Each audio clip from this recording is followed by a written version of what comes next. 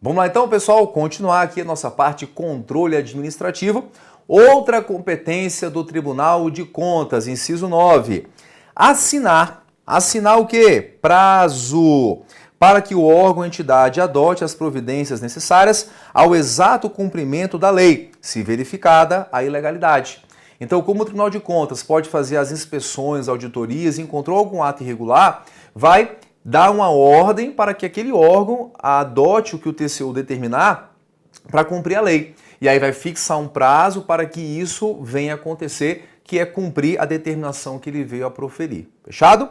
Outro caso importante, outra atribuição importante, e essa aqui é uma das mais importantes. Então, você que está distraído aí, ó, sai dessa tela do Facebook, sai dessa tela aí onde está te atrapalhando, viu, pessoal? E foca aqui agora, ó, foca, pessoal. Olha só, sustar. Sustar o quê? O que significa sustar? Sustar é suspender os efeitos. Então o ato vinha produzindo efeitos, com a sustação ele fica paralisado. Fica paralisado, não produz efeitos, mas ele está ali. Ele não é extinto, ele só não produz os seus efeitos. O TCU vai sustar se não atendida a execução do ato impugnado, comunicando a decisão a quem? A Câmara dos Deputados e, ó, veja que usou a expressão, e ao Senado Federal. Então o TCU faz as suas fiscalizações e encontrou um ato irregular, um ato ilegal, ele pode sustar, ele pode suspender os efeitos, comunicando a decisão à Câmara dos Deputados e ao Senado Federal. Então imagina que tem um órgão pagando diárias para vários servidores. TCU fez uma auditoria e disse, não, essas diárias aqui estão totalmente contra a lei. E aí, falou, vou fazer a sustação, pode parar de pagar. TCU faz a sustação e comunica à Câmara dos Deputados e ao Senado Federal. Se colocar que vai comunicar só a Câmara, está errado, só o Senado, errado, vai comunicar ao Congresso Nacional, está errado. É comunicar à Câmara e ao Senado Federal. O Congresso Nacional é outro órgão, nesse caso aqui, diferente. Está bem? Então isso aqui é a atribuição do TCU. Pessoal, cuidado aqui, olha só, porque a gente vai ver aqui atribuições que você não deve confundir. Atenção! Olha só, cabe aqui, ó, no caso, segundo o artigo 49, inciso 5 da Constituição, cabe ao Congresso Nacional, aqui é Congresso, sustar os atos normativos do Poder Executivo que exorbitem o poder de regulamentar ou dos limites de delegação legislativa. Então, quando tiver um ato do Poder Executivo que exorbitou, que foi além, que extrapolou só o seu poder de regulamentar, quem vai fazer a sustação não é o TCU. Aqui vai ser a atribuição do Congresso Nacional. Entende isso? Então, só para fins de ilustração, governo Dilma, alguns anos atrás, quando aconteceu a Copa do Mundo aqui no Brasil, tá lembrado? 7-1, né? Não queria nem lembrar, mas tem que falar, né? Falou Copa do Brasil, inevitável vinha aquele 7-1. Eu lembro que eu assisti com meu filho, já estava acompanhando bastante. E aí entrava um gol, entrava dois, entrava três, ele chorando. Pai, que é isso? Nunca vi um negócio desse. Eu falei, eu também não, nunca vi, não esperava, né? Mas só vamos conseguir tirar essa dor quando ganhar da Alemanha de 7-1 também. Mas aconteceram no ano que antecedeu a Copa várias manifestações aqui no Brasil, porque falavam, olha, imagina na Copa, se tá ruim agora, imagina quando for na Copa. E fazia as comparações que não estava investindo na saúde, na educação, que tinha que investir, aquelas manifestações todas. O governo Dilma fez um decreto que estava, na verdade, restringindo o direito de manifestação, colocando algumas condições para as manifestações vierem a acontecer. Só que aí, o que aconteceu? O Congresso Nacional, que é o órgão legislativo, sustou o decreto que ela fez. Por quê? Porque quem tem que regulamentar, restringindo esse direito, ou então colocando condições, seria a lei, que é mais elevada que um decreto do Poder Executivo. Ela estava restringindo um direito que a lei não tinha regulamentado. Então o Congresso Nacional sustou aquele ato normativo do Poder Executivo, no caso um decreto, que exorbitou, que foi além do seu mero poder de regulamentar. Fechado? Porque quem tinha competência para fazer esse ato era o Congresso, por meio de uma lei, e não o Executivo por um decreto que está abaixo da lei. Fechado? Competência do, aqui sim, Congresso Nacional.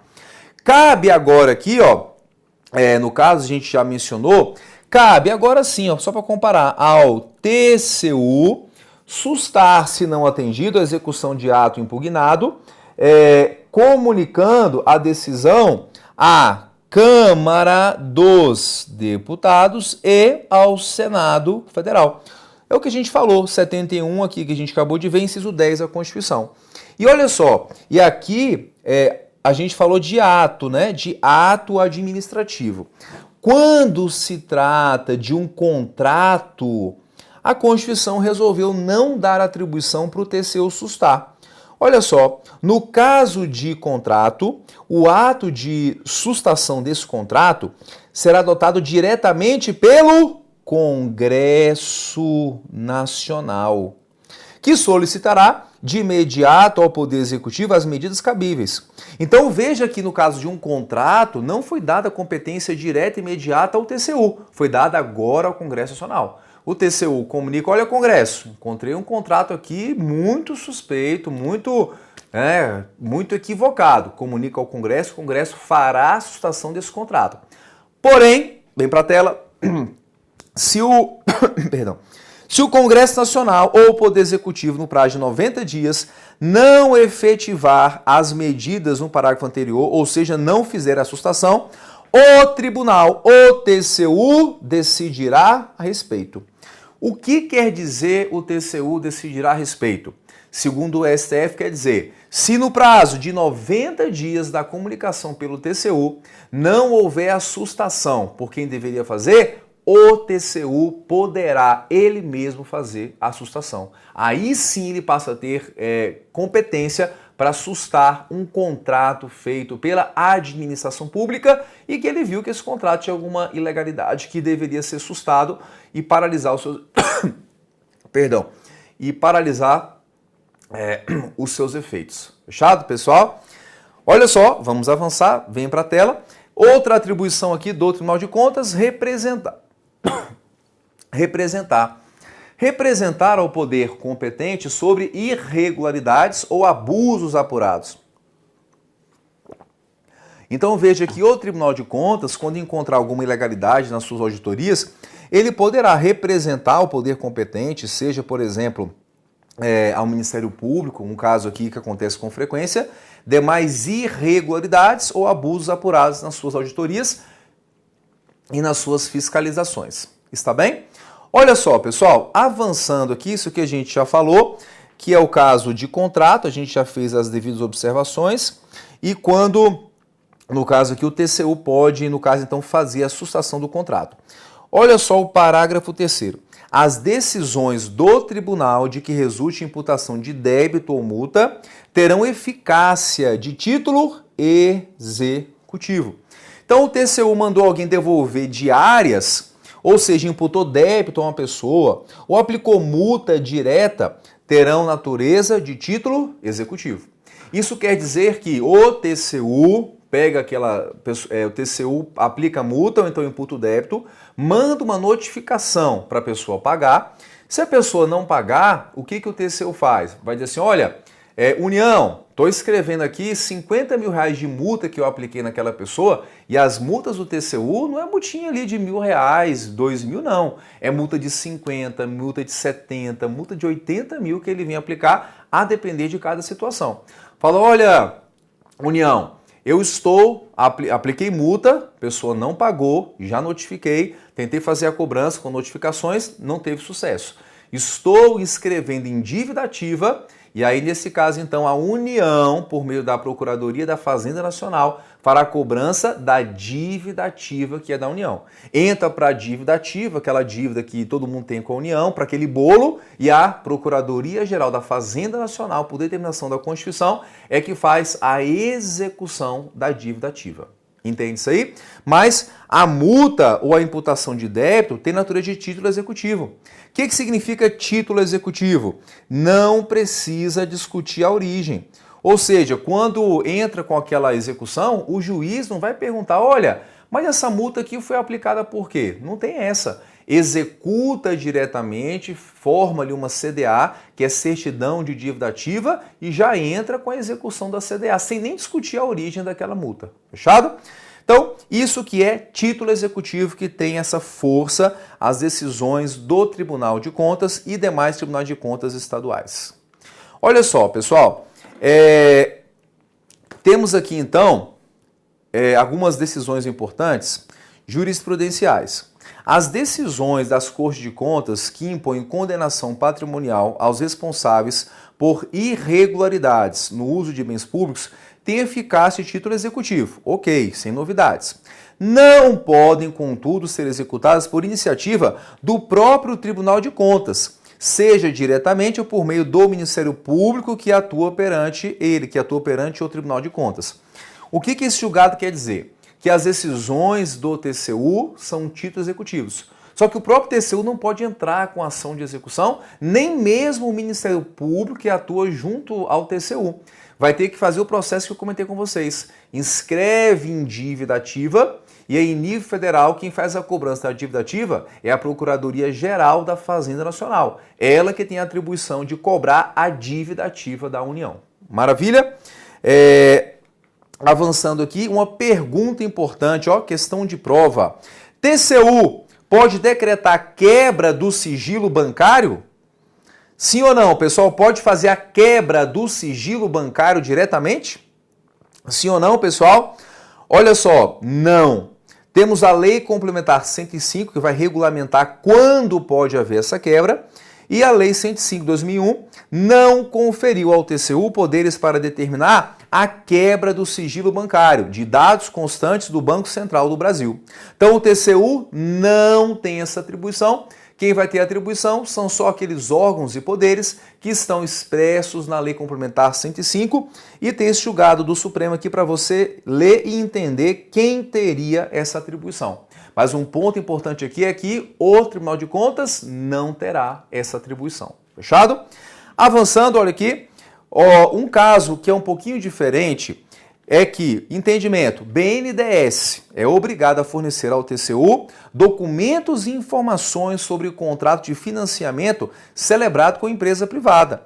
Então isso aqui não era, na verdade, pessoal, o TCU quebrar o sigilo bancário do BNDES, não. Foi o que o BNDES argumentou, olha, TCU não pode quebrar sigilo bancário, então não tem que fornecer informações bancárias minhas não. Só que, na verdade, o que o TCU queria era fiscalizar um contrato que o BNDES fez com empresa privada, que estava na sua função de fiscalização. BNDES é empresa pública, tem que prestar contas, no caso, a União, ao Tribunal de Contas, e a função do TCU é fazer a fiscalização. BNDES é um banco de desenvolvimento econômico e social, que o seu objeto social é fazer esses contratos de financiamento, de empréstimo, de fomento na atividade social. E esse contrato aqui era um contrato logo de quem? Olha só, pessoal, BNDES e a empresa Friboi, que é a empresa JBS.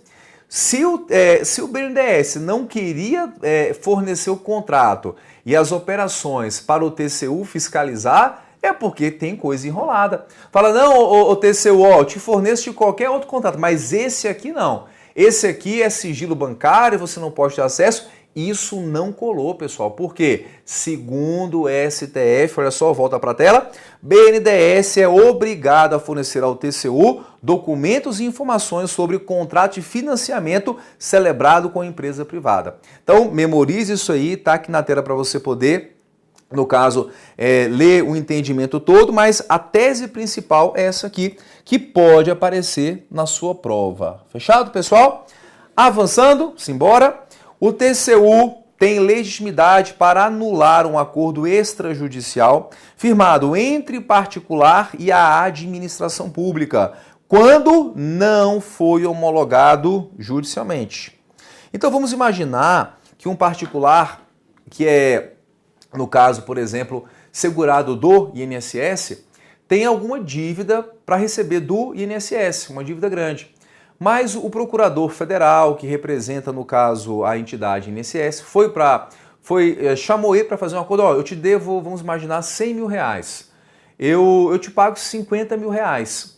Nesse caso, esse acordo feito pelo procurador federal, que representa o INSS, por exemplo, e o acordo feito, o TCU pode fiscalizar as contas e decidir não homologar. Agora, se foi um acordo feito judicialmente, ali na frente do juiz, o segurado entrou com uma ação judicial, o juiz chamou os dois para tentar fazer a conciliação, houve o acordo, o juiz homologou, aí o TCU não pode entrar, porque já tem a decisão ali que foi homologada judicialmente e o TCU já não tem essa força toda também. Fechado, pessoal? TCU tem competência para aplicar uma sanção, olha aqui embaixo, de declaração de inidoneidade de empresa privada.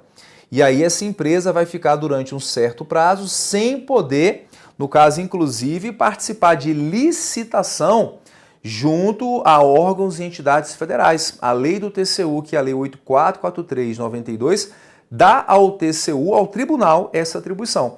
E a empresa pode ficar por até 5 anos sem licitar e contratar com o poder público federal. Maravilha? Então aqui, ó, resumindo a competência fiscalizadora do TCU, são esses incisos. Competência judicante, que aqui envolveria, né, julgamento das contas. Sancionatória, de aplicar sanção. Consultiva, que vai proferir ali opinião quando for consultada e nos pareceres que vier apreciar.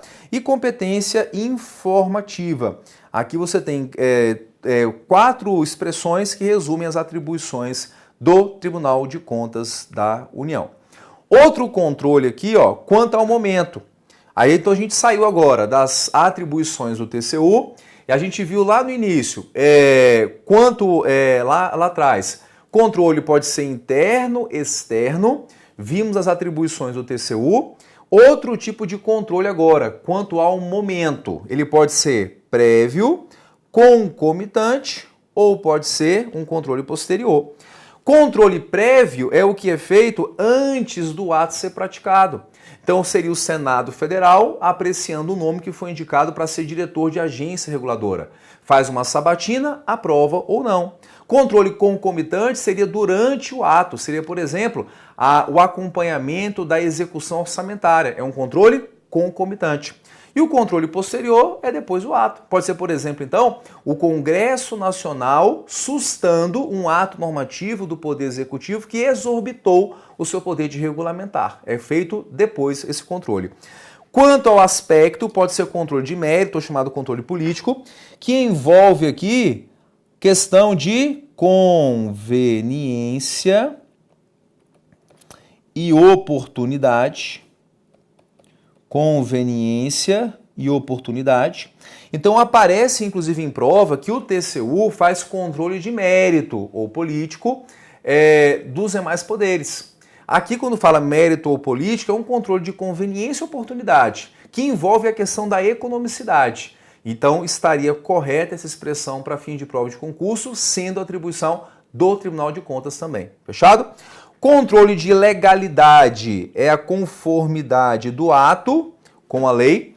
E esse controle aqui de legalidade, vem cá comigo, pessoal, é um controle, então, que é feito da análise do ato praticado e a sua legalidade. Judiciário, agora vem para a tela, controle do ato administrativo pelo Poder Judiciário. Pessoal, controle do ato administrativo, o Judiciário pode fazer. Controle de todos os atos, seja o ato vinculado, seja o ato discricionário. Só que no ato vinculado, o controle ele é amplo. Por quê? Porque no ato vinculado, se o ato é inteiramente preso à lei, ele pode controlar em todos os aspectos do ato vinculado. Já no ato discricionário, ele é sujeito sim a controle judicial, nenhum ato vai ser imune a controle judicial, só que quando fala de ato discricionário, a questão da conveniência e oportunidade, o judiciário não pode entrar. Por quê? Conveniência e oportunidade é questão de mérito, e o mérito administrativo o juiz não pode entrar porque envolve conveniência e oportunidade. Então, mérito tem a proteção do judiciário. Mas o ato discricionário em si não é imune a controle judicial. Se uma questão afirmar que o judiciário poderá fazer controle de mérito, está errada a questão.